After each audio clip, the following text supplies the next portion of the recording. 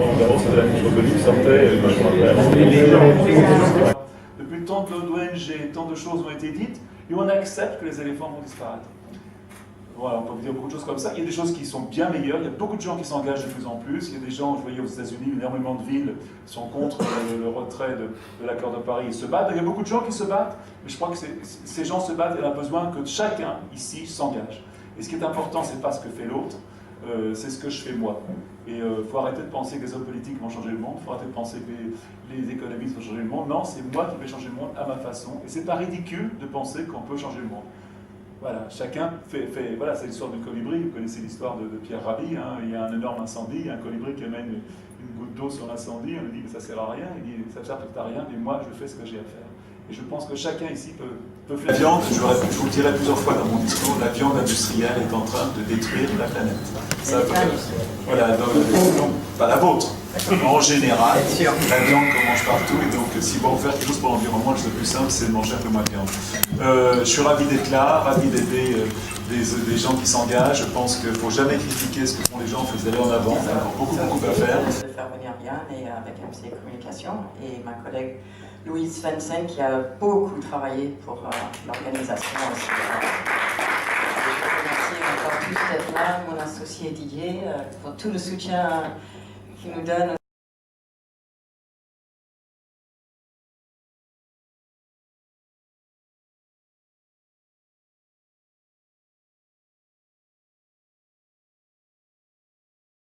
Alors, mon engagement sur la nature vient de quand j'avais 20 ans. Et je me suis dirigé une réserve zoologique en France, une réserve un peu style Touari, les animaux étaient en liberté. C'est vrai que c'est un engagement particulier, mais mon engagement, mon intérêt pour les animaux vient de là. Donc quand j'avais 20 ans, il y a donc près de 52 ans aujourd'hui. Voilà. Quand je suis parti, et mon rêve était de devenir scientifique, et donc je suis parti étudier les lions avec ma femme dans les années 78, 79. Et c'est à ce moment-là que j'ai vraiment compris qu'il n'y avait pas d'un côté la nature, de côté l'homme. Vivre en Afrique comme ça pour les animaux pendant quelques années m'a certainement beaucoup transformé. C'est certainement un des moments les plus heureux de ma vie. Voilà.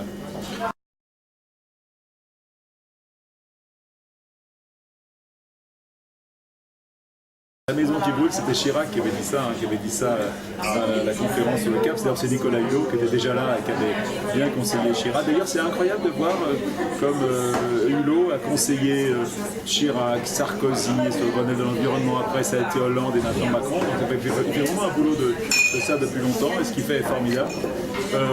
Oui, je pense qu'aujourd'hui, la bataille est déjà perdue. Mais bon, c'est pas pour ça qu'il faut arrêter de se battre.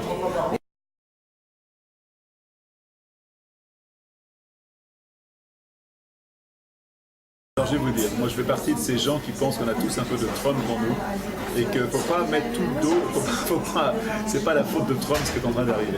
Vous savez, Trump avait dit, j'avais dit à un moment, ce qu'a repris Trump, c'est que la façon de vivre des Américains n'est pas négociable. Et je pense que la façon de vivre des Français non plus n'est pas négociable. La façon de cette course à la croissance, cette course au pétrole, cette course au profit, parce qu'on raconte cette capitalisme en train de détruire la planète. Et je pense qu'on en est aussi responsable que Trump. Maintenant, la différence, c'est que Trump ne veut pas changer, alors que nous, on a peut-être envie de changer. N'empêche que Macron, comme les autres, on court vers la course à la croissance, et la croissance n'est pas bon pour l'environnement. Il faut qu'on apprenne à vivre mieux avec un petit peu moins. Et que surtout, moi je fais partie du 6e pays le plus riche du monde, et qu'on est l'exemple du monde. Et que notre façon de vivre, et voilà, on vit dans une espèce de paradis incroyable. Et bien sûr, il y a des gens qui n'ont pas assez en France, je ne vais pas dire le contraire, mais beaucoup de gens ont assez. On vit dans un confort social, un confort financier, voilà, sur la consommation incroyable, et qu'on est incapable, on ne veut pas se réduire. Tout à l'heure, quelqu'un me posait une question sur les centrales nucléaires, et c'est un truc que j'aime beaucoup dire, c'est que la consommation électrique du français en 40 ans a été multipliée par 480%. Ce qui veut bien dire que tant qu'on aura tant d'appareils électriques dans notre cuisine, tant qu'on dépensera tant d'électricité, on ne pourra pas arrêter les centrales nucléaires. Donc voilà, on va en même temps arrêter les centrales nucléaires, en même temps consommer du courant. Donc on ne pourra pas le faire tout ça avec des panneaux solaires ou des éoliennes. Voilà. Donc voilà, il y a un effort à faire des industriels, de l'EDF, et surtout de nous. Voilà, parce que le meilleur carbone, c'est le carbone qui est évité. Hein.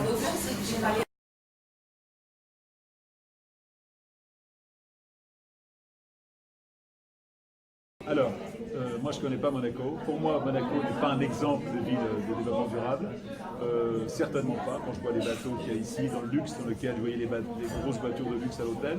En même temps, vous avez un prince qui est très engagé. Et j'ai beaucoup de respect pour lui parce que pas d'aujourd'hui, c'est vraiment une famille qui est de génération en génération, ou du moins avec son grand-père. Et je pense qu'il est sincèrement convaincu des problèmes du monde. Maintenant, ça ne va pas être très simple pour lui de ménager l'expansion de la ville et en même temps, il doit être souvent en contradiction avec ses convictions profondes, mais je l'aime beaucoup. Voilà. Donc je ne veux pas l'attaquer. Maintenant, Monaco, c'est Monaco. Vous allez le rencontrer? Oui, je pense bien ce soir ou demain. Je l'aime beaucoup, on se connaît bien. On ne se connaît pas bien, mais j'ai été conseiller scientifique de sa fondation.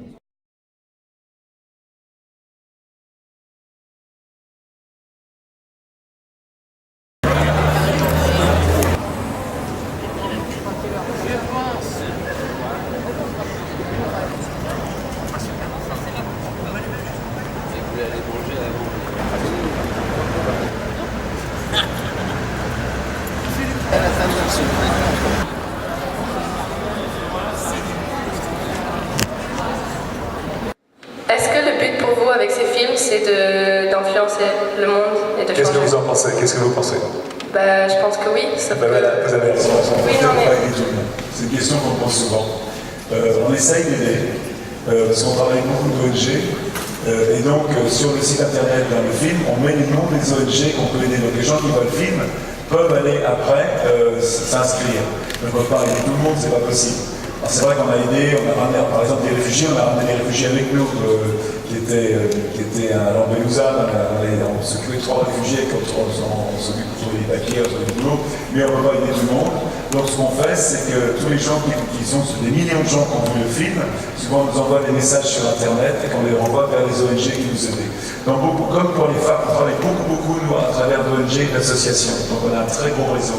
Et d'ailleurs le film Woman sera distribué entièrement à travers des ONG qui travaillent sur les femmes dans le monde entier, gratuitement. Voilà. Et ces ONG vont faire quoi? Ben, les ONG, elles aident, elles touchent de l'argent, elles parlent à la fond d'éducation. Par exemple, je sais pas, il y a tous les gens qui ont avec au Bangladesh, par exemple, par une très grosse ONG qui s'appelle Friendship, qui ont des centaines d'écoles. Nous, dans la fondation, on fait aussi des écoles climatiques, mais à petit niveau. Voilà.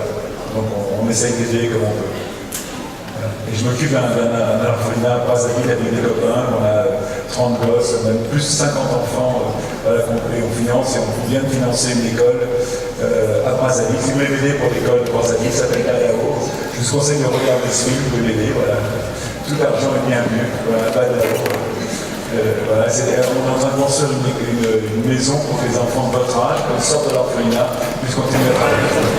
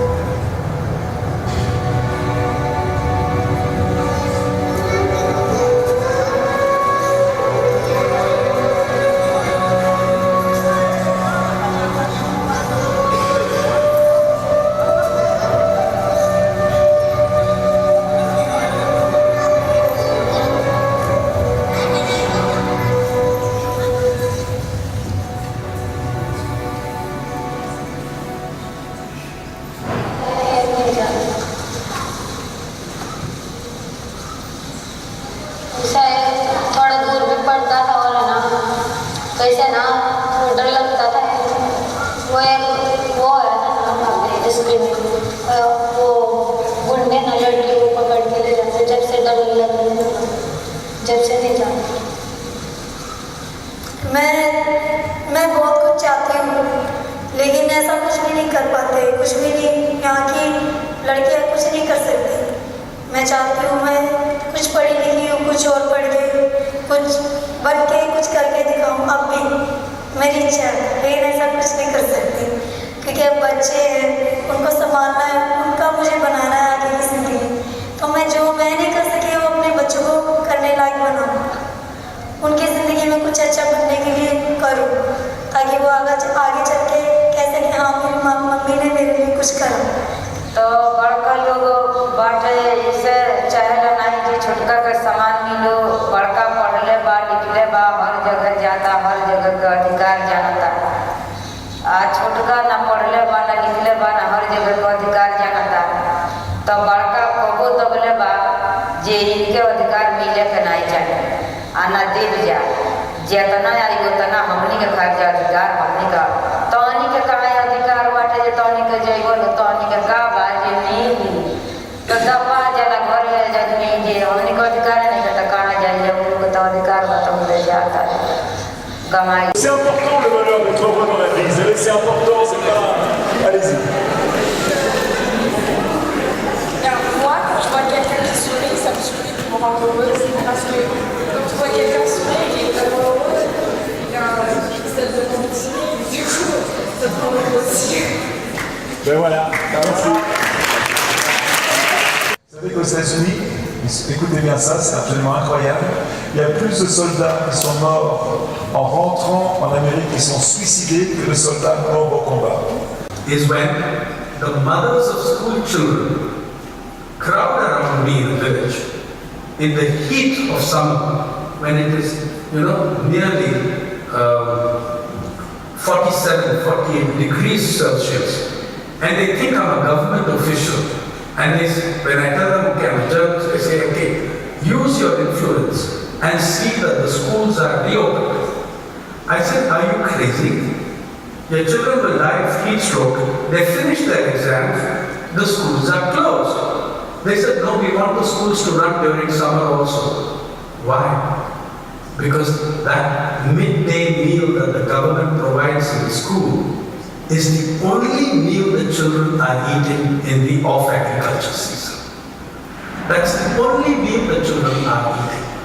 And therefore, even at the risk of the children having heat stroke or sunstroke, the mothers want the schools open and run through the year.